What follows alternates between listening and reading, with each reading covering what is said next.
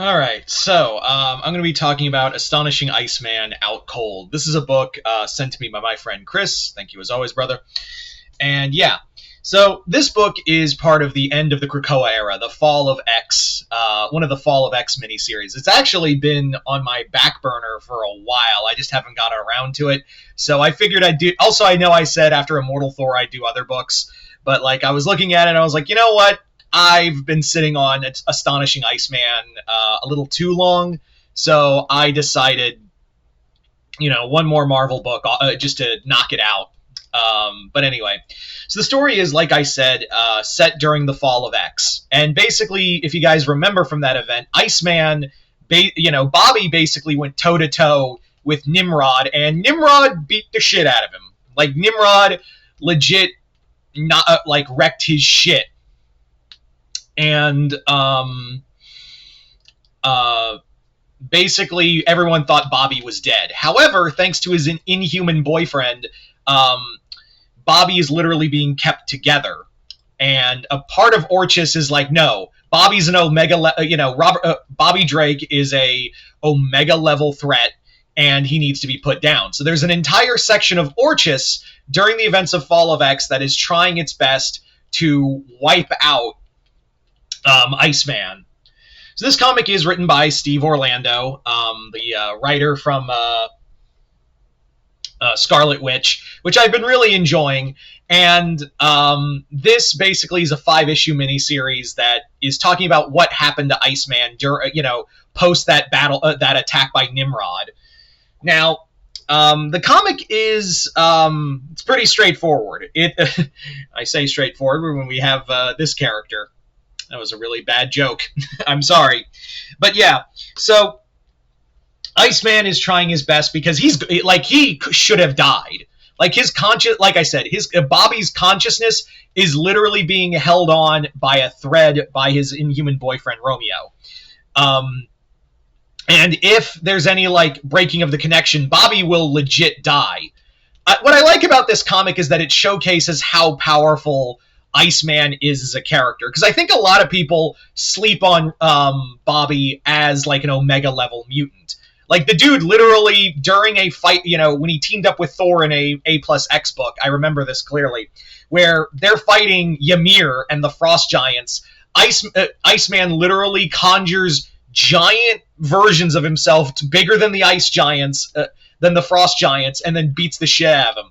So I'm glad Steve Orlando showcases how powerful Iceman is as a character, and it showcases how he can be regenerated from even the smallest snowflake. So I really did like that.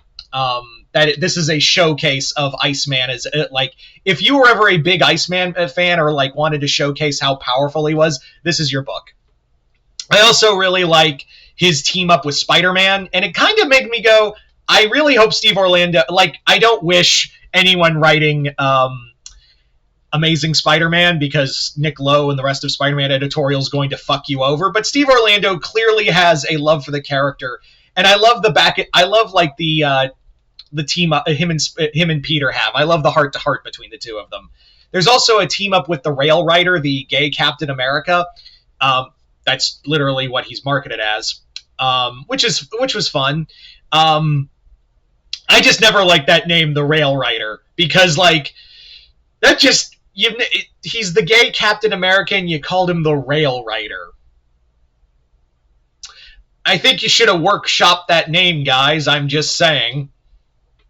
But yeah, the comic is more or less it also ties into Uncanny Nightcrawler with Adrian Toomes, and because remember in Uncanny Nightcrawler, in that book, the Vulture was using phalanx technology to enslave mutants and also upgrade himself. So we get a little bit of that in here too in this book, and a little connective tissue to Uncanny Nightcrawler, where Spider-Man's just yeah, I just met Kurt and he was doing this too. He was doing the superhero thing too.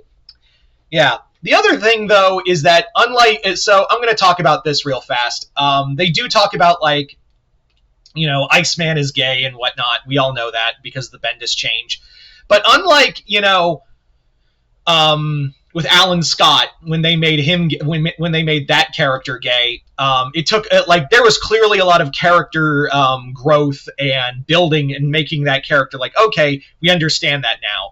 So far, they haven't done that with Iceman, and they continue to not do that. In fact, like I feel like they're even making his homosexuality a joke at points. Like it really does feel like it's more of a joke. It feels more like a joke than anything else. So I'm still not like on board. Like it's not like it just feels like it's kind of poor writing. Like no, like he hasn't gotten the like Iceman still to me feels like he hasn't gotten the Iceman treatment. I mean the Alan Scott treatment of making us care as to why they made this character gay. But so far, like they still haven't done that, and I'm still not okay with it. And that's kind of a problem because like that's kind of 90% of the book here, where they're making a lot of gay jokes. In fact, like Iceman saves a dude and then makes out with him and leaves, and I'm like, come on, guys. But still, there's Steve Orlando knows how to do an action scene, and by God, he knows how to draw. He knows how to write a fight scene. And again, this showcases how powerful Iceman is. It's an okay book, but it's not really like important to like the Fall of X collection stuff. If you're a major Iceman fan, maybe give it a look, but yeah, it's just kind of there. Anyway, so I'd once again like to thank Chris for sending me this comic and others. Thank you once again, brother. And yeah, if you've read this book, comment below, let me know what you guys thought of it. And other than that, hope you all enjoyed this. I'm Mr. Multiverse. I'll see you next time in the Multiverse.